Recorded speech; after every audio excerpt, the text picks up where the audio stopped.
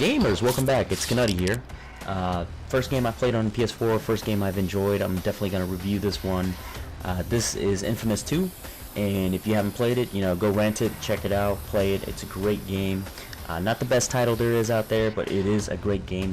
Nevertheless, I'll talk a bit about it and what aspect I've enjoyed about it, and tell you a little bit about the game.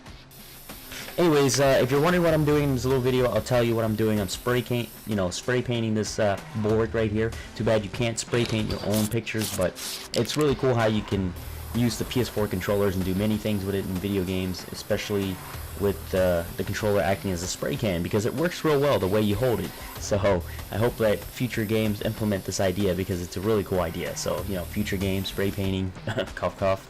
Anyways, I'm going to talk a little bit about the game story. Anyways, the story of the game is going to revolve around a brand new character. His name is Delson Rowe. He's a graffiti artist. He's got, a special, quirky type of humor, which makes him a bit special. He's, defying to his brother. He has a brother named Reggie, who is a very memorable character in this game, which he's spray painting on the wall right now.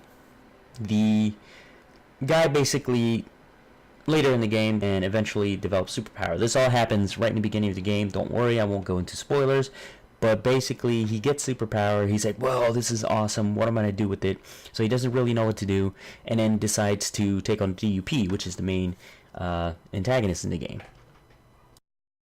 The person who's running the antagonist group DUP is actually Augustine. Augustine is a very badass lady who's ready with the power of cement. She's ready to destroy any opposition from the bioterrorists or conduits. The reasons why and what is she doing or why she's doing this, you have to play the game to find out. It's really cool. But basically, later on in the game, Delson is going to grow in his sense of power and his sense of duty. He's going to make choices. The game is full of choices like the previous game. There's evil choices, there's good choices, you name it. And depending on what you choose, will develop your powers. Anyways, as Delson grows, he's going to get superpowers as time goes on. You're going to see different powers, different trees he can go into. There's a variety of type of powers. Personally, my favorite power is not smoke. Smoke is the most, overhyped one. You see it in the ads, the commercial, you name it. My favorite power is going to be the neon power. I'm going to show you a little bit of that. How he obtains the power is all up to you to find out, but it's a really cool power. Every superpower he has a tree to it, has a very, a karma tree that affects it, a good one, a bad one, you name it, and also has an ability where it destroys all enemies and surroundings. So all the superpowers have an ultimate power to it, which you builds up. It helps you in really tough fight or when there's fight when you're surrounded by everyone. So it's a really good concept, which adds a good, panic button for you in case you're really stuck on certain areas. So it's a good superpower move to do when you're really stuck at that certain point in the game. As for the graphics of this game, if you can see real well, the graphic is really well done. There's a good amount of destructible in the game. The music, the sound of the game really adds to the immersion. I mean, it fits the game real well. The controls are nice in this game. It's the same controls as you feel from the previous Infamous. The only thing that's different is that you can't change which hands you're shooting your powers from. If you remember that was kind of a cool feature. It's not there anymore. It automatically does it for you now, so it's kind of like, to me it's like depending on where you face and what you're doing is where your hands are going to be, or where the camera's going to be, left side or right side. But the controls are nice. The only thing I have that I had a problem with in the game was really the climbing. When he jumps on stuff, it felt kind of clunky. Or stiff, if you want to call it that, because I play a lot of open world games. I'm used to the climbing and how they initiate the climb, but that's just me. I don't know if that's just me, but give it a try, jump around a lot, and try to grasp onto buildings. You'll notice what I'm talking about. It's a little bit clunky in that part, but that's okay. I'd bypass that.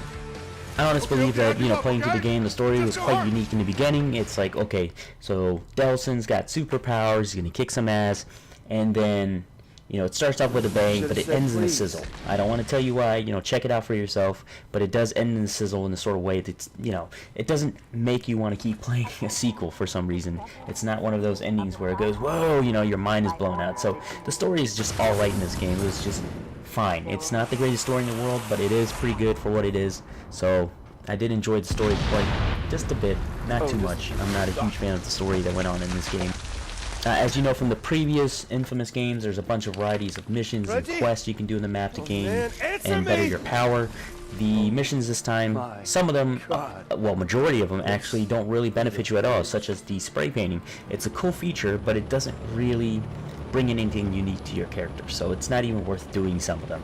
The most important missions or powers in this game, it seems to find, is, you know, gaining your karma up as much as you can and finding those power cores. Power cores are the thing that helps you actually update your power. The cores are all around over the place. They're in hover. There's little hovercrafts, and they're in the handprints machines. You have to break them, you get them, and they're hidden in certain other places too. But that's pretty much it. And from there, you know, if you break certain cores, bigger cores, you get smaller cores that you can absorb. Anyways, the voice acting in the game is really well done. It's not bad at all.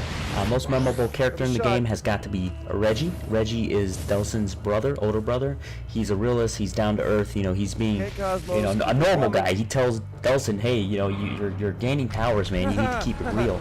And Delson's the one that's, you know, basically a power-hungry kind of guy. So Reggie's always there to stop him, and he's always a realist. So you can definitely like Reggie a lot. He's a really cool character, very memorable out of every single character in the game. One of my favorite characters was definitely Reggie because of his personality, but I also like Delson too because he's got this other, you know, quirky, very quirky personality at the same time, and a very good sense of, you know, funny sense of humor. And not only that, but he's a likable character. So the characters are really well liked in this game. A couple of them, of course.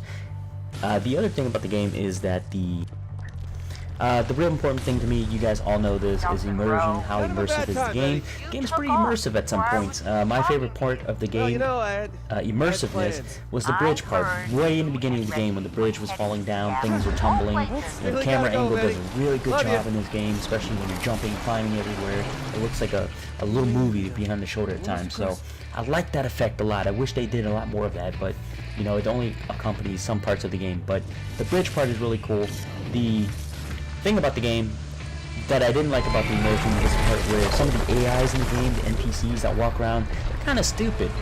When a helicopter fell into town, let's say, you know, that happened, the AI would just walk by like nothing happened. So it was kind of like, you know, what's wrong with their reaction? The helicopter, like a couple of helicopters just fell in the city, and you know, things are burning, but they're just walking around like continuing their lives.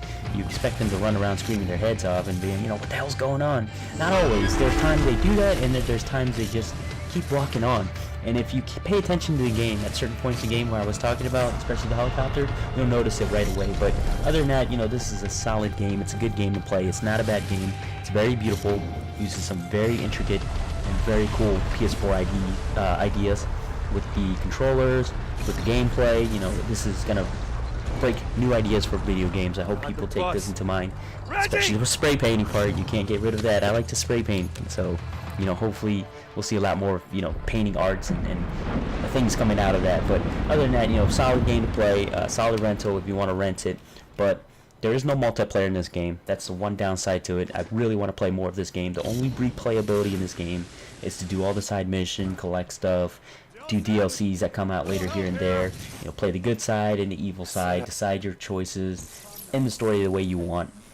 But there is no multiplayer, you know, no ass kicking to other players, so that's kind of a shame. Hopefully in the future sequel we will see more multiplayer. I love multiplayer. I mean, that makes me want to keep a game long instead of, like, you know, just 2 routes and then you're done with the game. Oh, you know, just give it up. But anyways, solid game. You know, check it out if you're into the open world kind of gameplay. Otherwise, you know, rent it, play it for yourself, see how you like it if you really want to collect this title. But other than that, you know, have a good one and keep gaming on, alright?